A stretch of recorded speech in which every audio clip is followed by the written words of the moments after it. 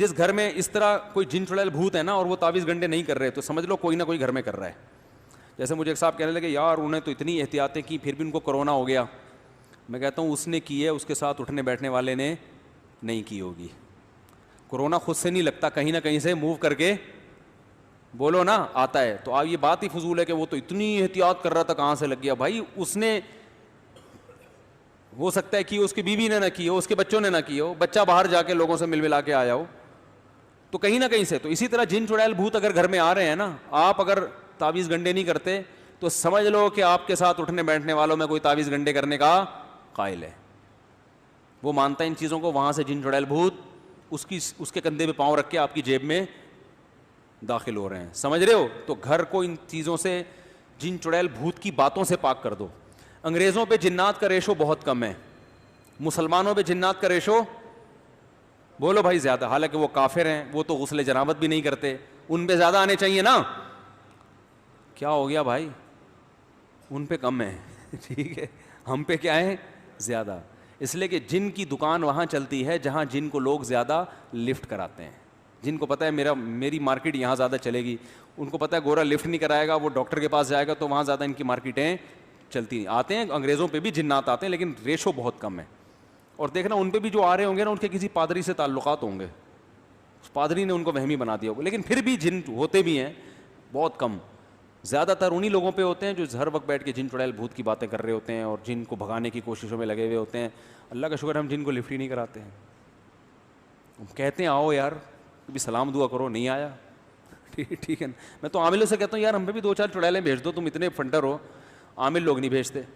پھر پتہ ہے کیا کہتے ہیں, اس نے کچھ حصار کھینچے ہوئے ہیں. اور بھائی ہم نے کچھ بھی نہیں کھینچا ہوا نہ حصار. ہم تو, ہماری مثال تو اس تالاب کی طرح ہے جو ابھی آپ کو میں نے دی تھی ٹھیک ہے.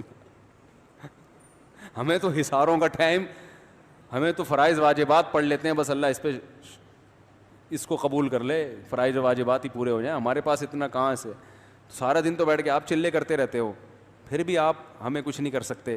تو اس لیے کہ یہ ہماری طاقت نہیں, آپ کے لچڑ ہونے کی دلیل ہے. یہ سب آپ نے لوگوں کو الو بنایا ہوا ہے, ٹھیک ہے نا. ایک آدمی نے مجھے کہا, عامل نے مجھے کہا شام تک تیرے ساتھ کچھ ہو جائے گا.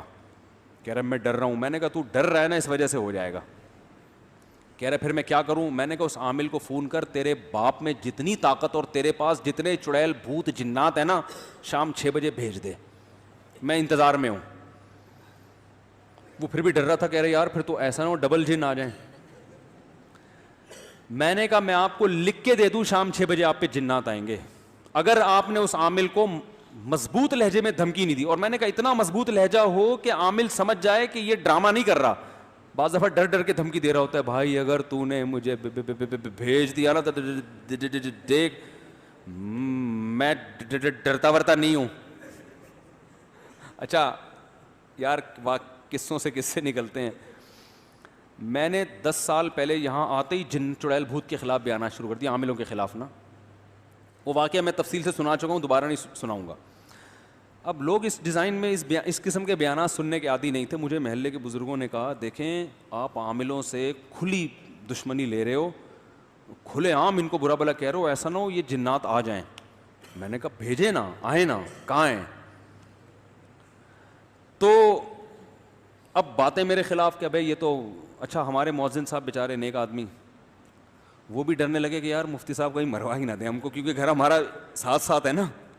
ہم یار ڈنکے, ابے بھیجو, ابے تعویذ دو, میں اپنی جیب میں رکھتا ہوں, لا دے تعویذ کر. میں یہ بتانے کے لیے لچڑ ہیں, کچھ بھی نہیں ان سے ہوتا, یہ صرف بے وقوفوں پہ ان کے زور چلتے ہیں.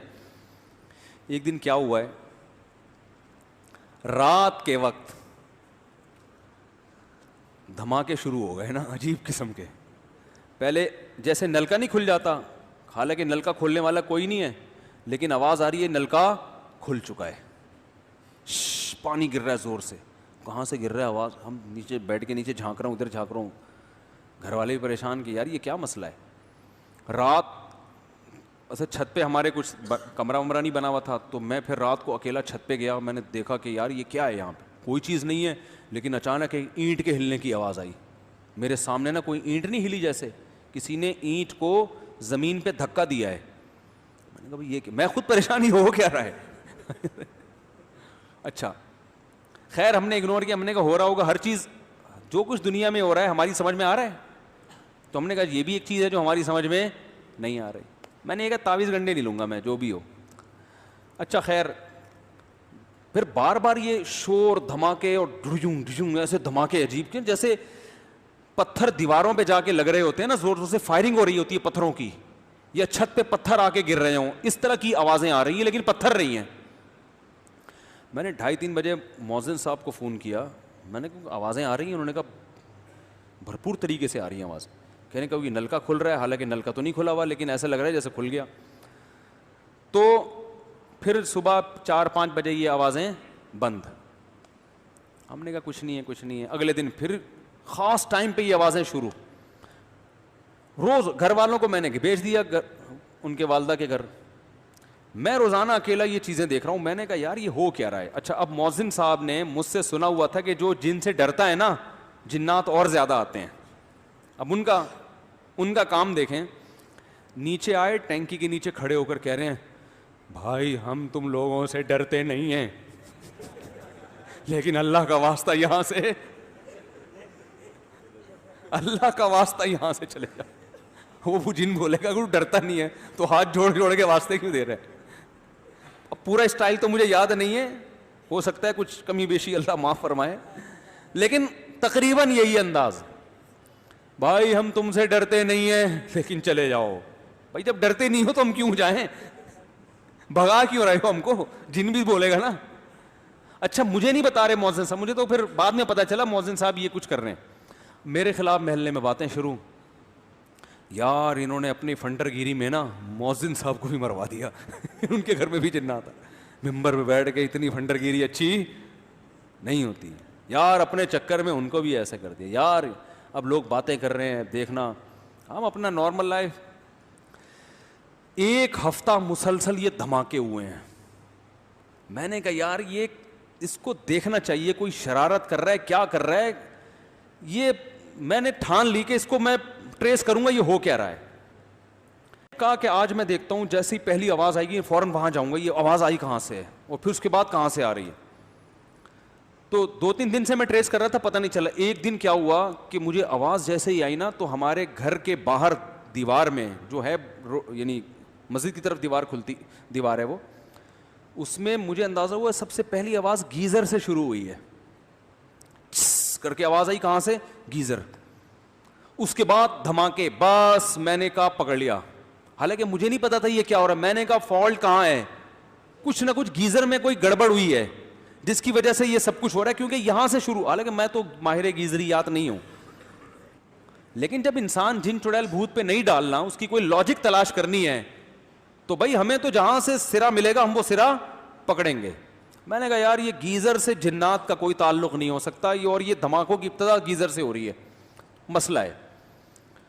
صبح مؤذن صاحب ملے. میں نے کہا مبارک ہو، میں نے الحمدللہ رات کو جن پکڑ لیا ہے اور آج رات دوبارہ جن نہیں آئے گا، لیکن اس کی شرط یہ، اس نے کہا گیزر بند کر دینا. جن کو تکلیف ہو رہی ہے گیزر سے، اس کو گرمی زیادہ لگ رہی ہے، وہ ٹھنڈے ملکوں کا عادی ہے ٹھنڈک میں رہنے، گیزر کی وجہ سے وہ دھماکے کر رہے ہیں. انہوں نے کہا اچھا جی گیزر بند کر دیا، کوئی دھماکہ نہیں ہوا. اب مجھے نہیں اس کی سائنٹیفک لاجک پتا یہ کیوں، لیکن سرا کہاں سے مل رہا؟ گیزر سے. تو مجھے نہیں پتا یہ دھماکوں کا گیزر سے کیا تعلق. خیر میں نے مسجد کے صدر کو بلایا. میں نے کہا یار انہوں نے پھر چیک کیا، پتہ چلا گیزر میں ایئر نکلنے کا کوئی راستہ ہے ہی نہیں. گیزر کا پانی جب کھولتا ہے تو ایئر بننے کے بعد وہ پائپوں میں جا رہی ہے اور وہ جا رہی ہے ٹینکی میں.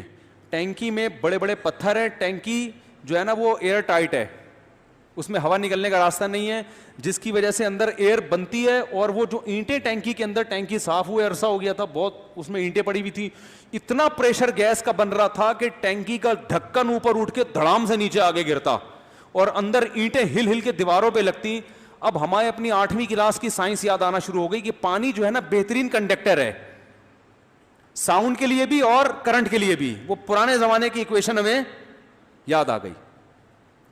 تو ہم نے کہا اس کا مطلب ہے اندر جو ساؤنڈ پیدا ہو رہا ہے وہ نلکوں کے ذریعے مؤذن صاحب کے کچن تک پہنچ رہا ہے. بھائی پانی اس ساؤنڈ کو پہنچا رہا ہے نا. بھائی سوئمنگ پول میں آپ بات کرو، اگلے کو بہت تیز سنائی دیتی ہے اگر وہ بھی اندر ہو پانی کے، ٹھیک ہے نا. تو یہاں سے وہاں اور پتھر، وہ میں نے کہا بھائی، اور اتنے زور زور کے دھماکے، وہ تو شوگر ہے پھٹی نہیں ٹینکی. تو پھر وہ ایئر ویئر نکالی تو وہ دھماکے ختم ہو گئے. تو وہ یہ سنا رہا تھا کہ جب آپ عامل کو فون کریں نا تو یہ لہجہ نہیں ہونا چاہیے جو ہمارے مؤذن صاحب کا، کہ میں تمہارے جنات سے ڈرتا نہیں ہوں، بھیجنا نہیں، بھیجنا نہیں، جنات ونات بھیجنا نہیں، تم نے 6 بجے کا وعدہ کیا ہے نا، بھیجنا نہیں، کیونکہ میں ڈرتا ورتا نہیں ہوں. اس سے سمجھ جائے گا کہ ڈر رہا ہے تبھی تو کہہ رہا ہے. تو میں نے کہا اس کو بولو عامل کو، اس نے بڑی سخت دھمکی لگا دی تھی کہ اس کو بولو تیرے باپ میں دم ہے نا. ابیوز لینگویج تو استعمال کرنی پڑتی ہے نا. اب یہ تھوڑی کہ آپ سے گزارش ہے کہ آپ یہ نہیں بھیجیے گا. میں نے کہا یہ زمان میں ان کو بولو بھائی تیرے پاس جتنے جنات ہیں، جو تو نے فلیتے پلیتے قبروں سے نکالے ہوئے ہیں، سارے استعمال کر کے 6 بجے بھیج، میں انتظار کر رہا ہوں. اور میں نے کہا ایک پارسل اپنی طرف سے کر دو. اور کیا میں نے جو 7 بجے تیرے لیے چڑیلوں کا انتظام کیا ہوا ہے نا وہ تو افورڈ نہیں کر سکتا. یہ لوگ ڈرتے ہیں جنات سے. میں نے کہا آپ نے تو کوئی چڑیل نہیں کہ وہ ڈر جائے گا اس سے. تو واقعی ایسا ہوا. یہ تو خیر چڑیلوں میں نے اپنی طرف سے لگا دیا. 6 بجے یہ ہوا، اس نے کہا مجھے کچھ بھی نہیں ہوا الحمدللہ. میں نے کہا اگر یہ دھمکی نہ لگاتے نا تو کچھ آپ کو ہو جائے. یہ نفسیاتی اثر ہوتا ہے نا انسان پہ، وہ جو چیز نہیں ہوتی نظر آنا شروع ہو جاتی ہے. تو اس لیے ان خاتون سے گزارش ہے کہ آپ اپنے والد صاحب کو بس سورہ فلق سورہ ناس پڑھ کے دم کریں، اور بس اتنا کافی ہے.